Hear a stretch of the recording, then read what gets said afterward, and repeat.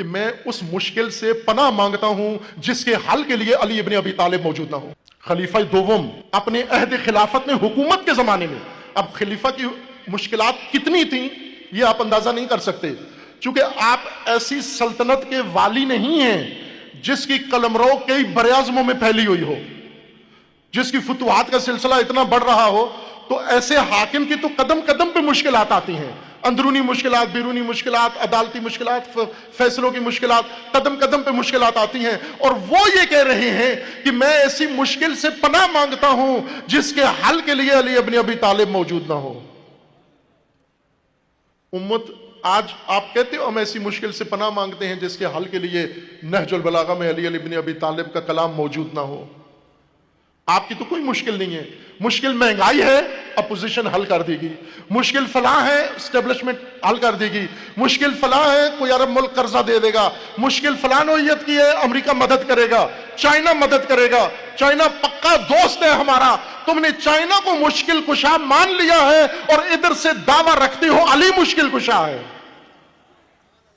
ہونا تو یہ چاہیے تھا چائنا والے لائن لگا سی پیک روڈ پر ایک انسانی زنجیر کھڑی ہوتی، چائنا کے دارالخلافہ سے لے کر اسلام آباد تک لائنیں لگی ہوتی، سب چائنی کھڑے ہو کر پوچھ رہے ہوتے کہ پاکستان میں ہم نے سنا ہے کہ ایک ملت رہتی ہے جس کا مولا علی ہے، اور وہ مولا علی جو ہر مشکل کا حل ان کے پاس موجود ہے، تو چائنا ساری مشکلات کے لیے پاکستان کے دروازے کھٹکھٹا رہا ہوتا تو پھر تو آپ حق بجانب تھے یہ کہنے میں۔ کس مشکل کے لیے کون آتا ہے ہماری طرف؟ مسلمانوں کی طرف کون آتا ہے؟ عزیزان، رائے حل یہ ہے کہ آپ نہج البلاغہ کی طرف آئیں، آپ مولا علی کی طرف آئیں، مولا علی کے نظام کی طرف آئیں، اور مولا علی متنازع شخصیت نہیں ہے۔ آج کی مجلس نے تو کم از کم یہ مہر لگا دی ہے نا کہ علی متنازع شخصیت نہیں ہے، علی متفقہ ولی ہیں۔ آج کی گفتگو اور آج کی مجلس کے بعد شک رہ گیا کسی کو؟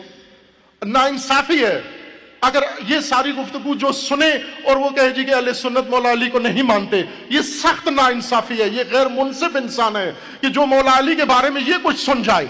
ابھی قریجہ صاحب نے نظم پڑھی ان کے اپنے بزرگ پیشوا خواجہ فرید الدین کی، اور اس کے مصرع دوم میں انہوں نے یہ پڑھا نا کہ جو بھی شک کرتا ہے آل علی میں وہ زنیم ہے، اور آگے سخت شعر تھا ان کا۔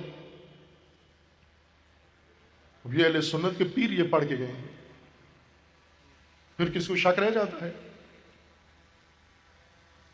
حقیقت یہ ہے کہ مولا علی کے در پر، جس طرح ابھی ڈاکٹر صاحب نے فرمایا کہ جتنے اولیاء ہیں، جتنے بھی صاحبان ولایت مانوی کے جتنے سلسلے ہیں، اقطاب ہیں، جتنے بھی تصوف کے اور عرفان کے جتنے سلسلے ہیں، ان سب کا رشتہ آخر میں ایک جگہ جا ملتا ہے، اور وہ مولا علی سے جا ملتا ہے۔ اگر مولا علی کو یہ چھوڑ دیں تو یہ جو سلسلہ رکھ رہے ہیں یہی ختم ہو جاتا ہے، منقطع ہو جاتا ہے، ابتر ہو جاتے ہیں۔ اب ضرورت اس بات کی ہے کہ مولا علی کو ہم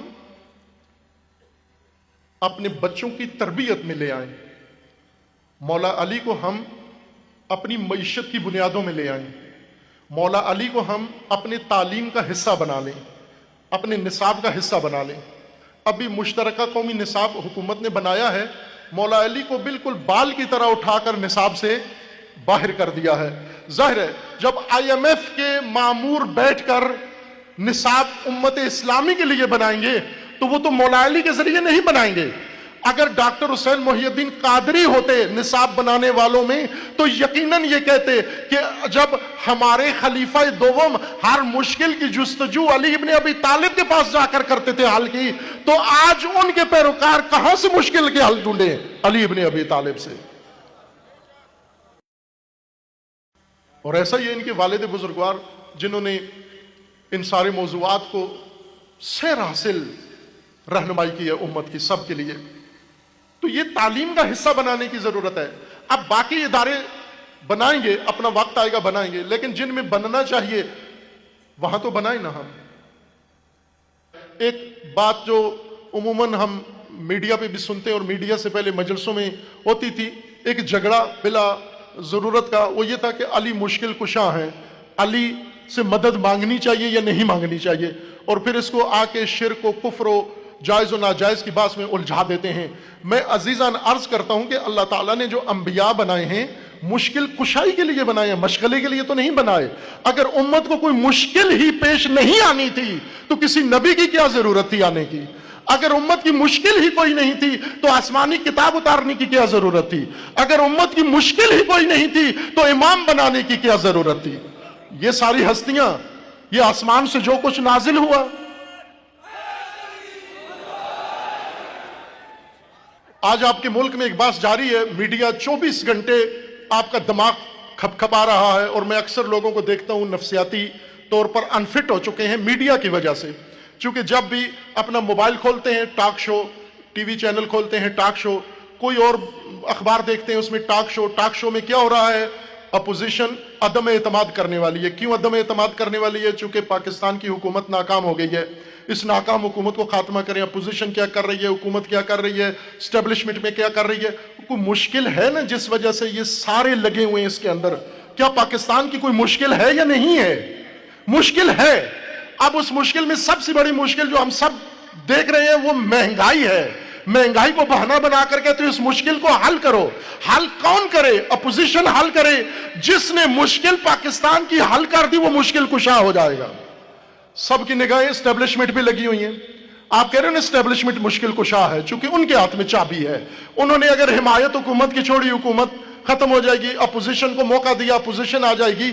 लेकिन क्या इस हुकूमत से पहले कोई और हुकूमत नहीं थी? उस वक्त कोई मुश्किल नहीं थी, उस वक्त इससे ज्यादा मुश्किल थी। होता यह है कि जब पहली मुश्किल के बाद दूसरी मुश्किल आती है तो पहली हम भूल जाते हैं, हम ये समझते हैं यही जो अभी जारी है ये मुश्किल है। लेकिन अजीजान 75 साल पाकिस्तान को हो गए हैं, एक दिन पाकिस्तान ने मुश्किल के बगैर नहीं देखा। हर रोज में मुश्किल तुम्हें पेश आई है। अब इस मुश्किल के निजात के लिए तुम मुश्किल कुशा ढूंढते हो। कभी मुश्किल कुशा किसी मौलाना को समझ लेते हो, कभी मुश्किल कुशा किसी सेकुलर को समझ लेते हो, कभी मुश्किल कुशा किसी औरत को समझ लेते हो, कभी मुश्किल कुशा किसी जर्नैल को समझ लेते हो, कभी मुश्किल कुशा किसी पार्टी को बना लेते हो, किसी तंजीम को बना लेते हो। जब पाकिस्तान के अंदर कोई मुश्किलें हल नहीं करता तो अमेरिका के दर पे चले जाते हो, अरब मुल्कों की तरफ हाथ फैला देते हो कि हमारी मुश्किलात हल करो। अब अल्लाह की तरफ से तुम्हें क्या अपने हाल पे छोड़ दिया गया था? अमेरिका के रहमो करम पे छोड़ दिया था आपको, अरब ममालिक के रहमो करम पर छोड़ दिया था, IMF के रहमो करम पर छोड़ दिया था कि इन 22-23 करोड़ को जब मुश्किल पेश आए तो ये कशकोल उठा के दर दर घूमते फिरे। तो अल्लाह ने जो दीन बनाया, जिसकी गैरत हमारे अंदर डाली है, जिसको जज्बा दिया हमारे अंदर, और हमने उस दीन को फिरकों में बांट डाला और फिरकावारियत में मुब्तला हो गए। उस दीन को फिरकों के निकाब को उतार कर नीचे देखो, आपकी मुश्किलात का हल मौजूद है उसके अंदर। इस दीन के अंदर तुम्हारी मुश्किलात का हल मौजूद है। एक तालिब इल्म की हैसियत से मैं दावे से अर्ज कर रहा हूं, इन बुजुर्गों की मौजूदगी में, असातीद की मौजूदगी में, इन उलमा की मौजूदगी में अर्ज कर रहा हूं, अजीज़ान मन, नहजुल बलागा वो तमाम मुश्किलात जो आज ममलिकत पाकिस्तान को दामनगीर है, एक एक मुश्किल, छोटी छोटी मुश्किल, आपकी सियासी मुश्किल, आपकी माशी मुश्किल, आपकी सलामती की मुश्किल, आपकी अखलाकी मुश्किलात, हर मुश्किल का हल नहजुल बलागा का हर सफा और हर सतर बता रहा है आपको। लेकिन किसी ने उठा के देखा है?